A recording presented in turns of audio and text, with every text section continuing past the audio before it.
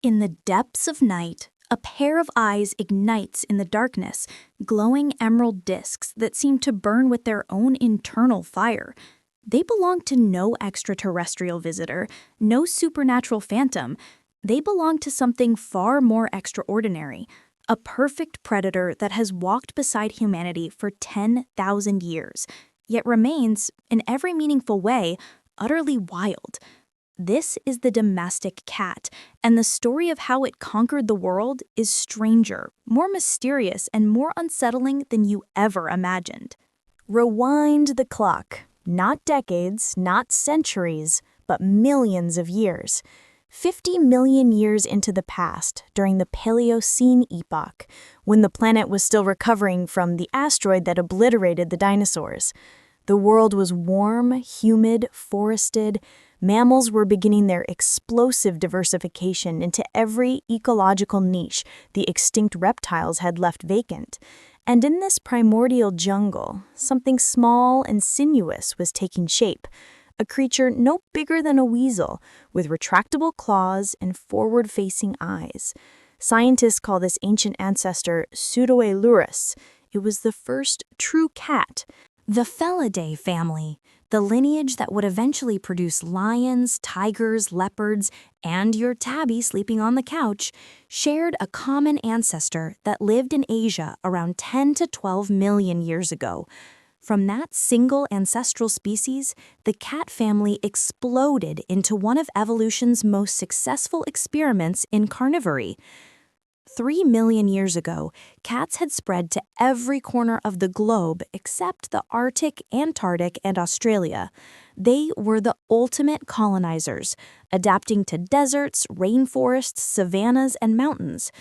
But one branch of this family tree would take an entirely different path, not through wild conquest, but through a partnership with the strangest, most unpredictable species on Earth: us. Around 10,000 years ago, in the region known as the Fertile Crescent, modern-day Israel and surrounding countries, humans abandoned their nomadic lifestyle and began the agricultural revolution. They planted crops, they built permanent settlements, they stored grain in silos and granaries, and with that grain came an uninvited guest, the house mouse, Mus musculus domesticus, which had migrated from the Indian subcontinent and found paradise in human food stores. The mice thrived, the humans panicked. Enter the African wildcat, Felis silvestris lybica. Sandy-colored, long-legged, with amber eyes, and a temperament that was cautious but not entirely hostile. These wildcats, solitary hunters of the desert margins and marshlands, noticed something irresistible about human settlements, an endless buffet of rodents. They approached, not as supplicants, but as opportunists. They didn't ask for permission, they simply arrived, slipping through the shadows, hunting mice with ruthless efficiency, and the humans, desperate to protect their grain, allowed them to stay. This wasn't domestication in the traditional sense. There was no selective breeding, no human-directed evolution of traits. Dogs had been bred for specific tasks: guarding, hunting, herding. But cats domesticated themselves. They needed only to evolve a people-friendly disposition. The bold ones, the curious ones, the cats willing to tolerate human proximity. They got easier access to food, better shelter, protection from larger predators. Natural selection favored tameness. Over thousands of years, the African wildcat transformed into Felis catus, the domestic cat, without ever truly losing its wild soul. The earliest archaeological evidence of this partnership comes from Cyprus, where a cat was found deliberately buried with its owner in a grave around 9,500 years ago. Cyprus is an island. Cats are not native to islands. Someone brought that cat across the sea.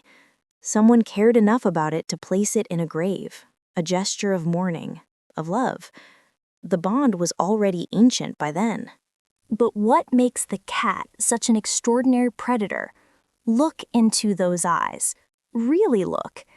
Cats have a reflective layer behind the retina called the tapetum lucidum, which acts like a mirror, bouncing light back through the retina a second time. This is why their eyes glow in the dark, not with their own light, but with reflected light, amplified and redirected. This adaptation allows cats to see in light levels 6 times lower than what humans require. While you stumble through a darkened room, a cat moves with absolute confidence, its vision transforming the faintest glimmer into a vivid, motion-rich landscape. The retinas of cats are packed with rod cells, photoreceptors sensitive to dim light and motion, but not color. A human retina is dominated by cone cells, which detect color and fine detail in bright light. But cats are crepuscular hunters, most active at dawn and dusk, when the world hovers between day and night. They don't need to see a rainbow. They need to see a mouse twitching in the shadows.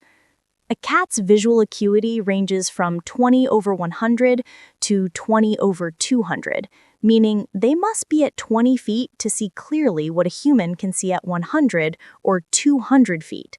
They are nearsighted. But this isn't a flaw, it's an adaptation. A cat's best vision is actually about 3 feet away, just the right distance to pounce on prey.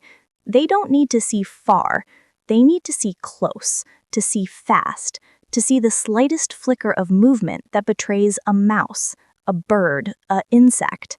And those pupils? In daylight, they contract to narrow vertical slits, protecting the sensitive retina from excess brightness. In darkness, they expand into enormous black pools, swallowing every photon of available light. Cats have a visual field of view of 200 degrees, compared with 180 in humans. Their peripheral vision is extraordinary, evolved to detect predators and prey simultaneously. As with most predators, their eyes face forward, sacrificing breadth of vision for depth perception, the ability to judge distance with lethal precision. But vision is only one weapon in the cat's sensory arsenal. Whiskers, or vibrissae, are more than twice as thick as ordinary cat hairs, and their roots are 3 times deeper in a cat's tissue than other hairs, with numerous nerve endings at their base. These are not decorative. They are sensory organs of astonishing sophistication. Whiskers enable a cat to know that it is near obstacles without needing to see them. They detect minute changes in air currents, mapping the environment in 3 dimensions. A cat hunting in total darkness uses its whiskers to feel the shape of the world, to sense the proximity of prey, to navigate spaces too narrow for vision. Cats have a keen sense of hearing, with ears that are mobile and can move independently of one another, allowing them to pinpoint sounds with accuracy. They can hear frequencies far beyond the human range, the ultrasonic squeaks of rodents, the rustling of insects, sounds so faint they might as well not exist to us. Their ears swivel like radar dishes, triangulating the source of a sound with mechanical precision. And then there is the body itself, a masterpiece of evolutionary engineering. Cats have a strong, flexible body, quick reflexes, and sharp teeth adapted to killing small prey.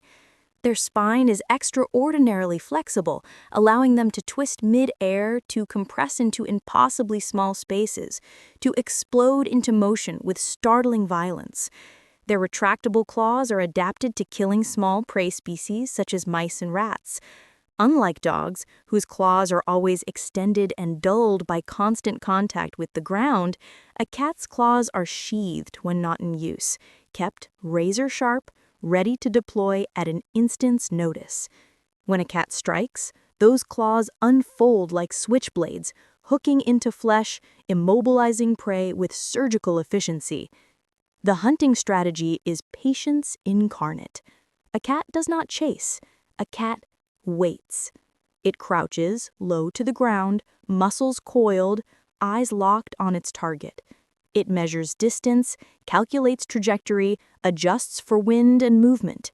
And then, in a single explosive burst, it launches.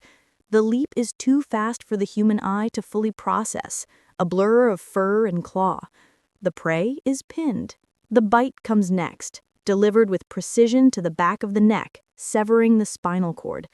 Death is instantaneous. The cat does not play, the cat executes. Yet for all this lethality, cats are not monsters.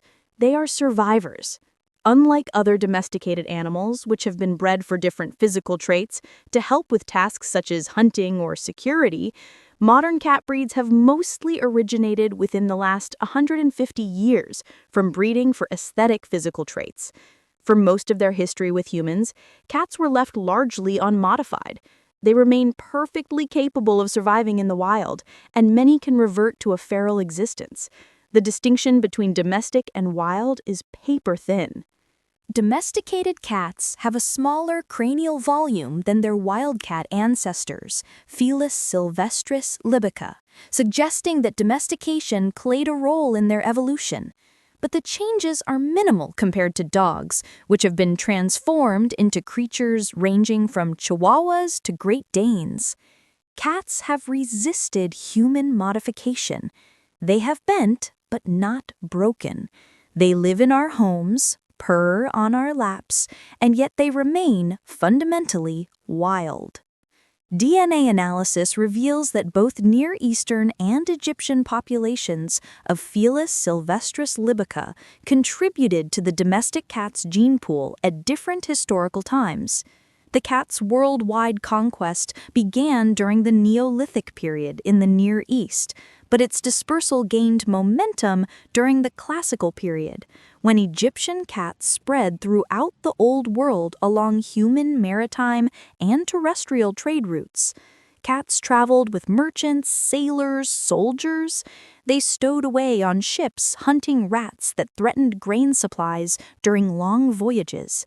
They arrived in new lands not as invaders, but as stowaways, silently colonizing every continent humans touched. And in Egypt, they became gods.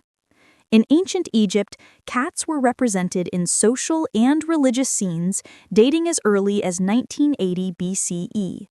Several ancient Egyptian deities were depicted with cat-like heads: Mafget, representing justice; Bastet, representing fertility and protection; and Sekhmet, representing power and war.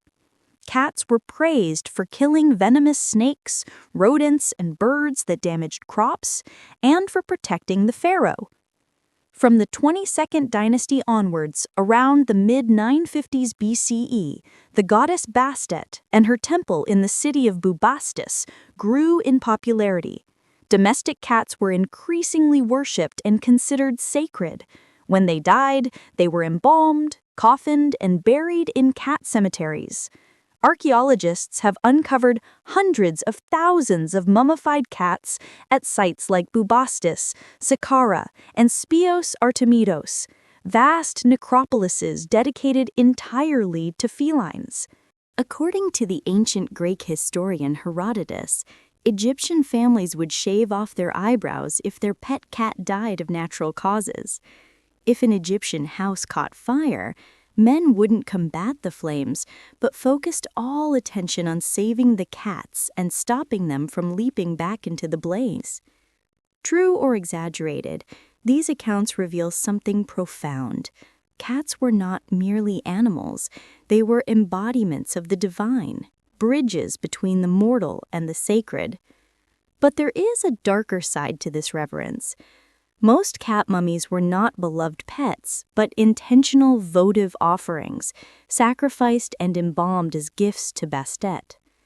Hundreds of thousands of cats were bred specifically for this purpose, killed in ritual sacrifice, their bodies mummified and sold to pilgrims who offered them to the goddess in exchange for blessings or healing. It was not cruelty for cruelty's sake, it was religious duty. The line between worship and exploitation is often thin. Cats spread beyond Egypt, carried by Greek merchants, Roman soldiers, traders traveling the Silk Road. They arrived in Europe, Asia, Africa, eventually the Americas and Australia. Wherever humans went, cats followed, or perhaps it was the other way around. By the Middle Ages, cats were ubiquitous in human settlements worldwide. But in medieval Europe, their reputation darkened. They became associated with witchcraft, with demons, with evil. Black cats especially were persecuted, killed en masse during witch hunts. The very traits that made them mysterious, their nocturnal habits, their glowing eyes, their independence, made them suspect. And yet they endured. Cats survived the medieval purges. They survived urbanization, industrialization, the rise and fall of empires. Today, out of an estimated 600 million domestic cats worldwide, 400 million reside in Asia, including 58 million in China. The United States leads in cat ownership with 73.8 million cats. They are the second most popular pet on the planet, exceeded only by fish. But are they truly pets? Or are they something else entirely? Consider this. Indoor-only cats have only become common in the last 60 or 70 years, a negligible amount of time on an evolutionary scale. For 10,000 years, cats lived alongside humans, but maintained their autonomy. They came and went as they pleased. They hunted, they bred, they died. Only in the late 20th century did humans begin keeping cats exclusively indoors, confining them to houses and apartments, severing their connection to the natural world. And still, the wild persists. Watch a house cat stalk a toy mouse. The crouch is real. The focus is absolute. The pounce is lethal in intent, if not an outcome. That cat is not playing. That cat is practicing. The instinct to hunt is wired so deeply into feline neurology that even a cat that has never seen a live mouse will instinctively know how to kill one.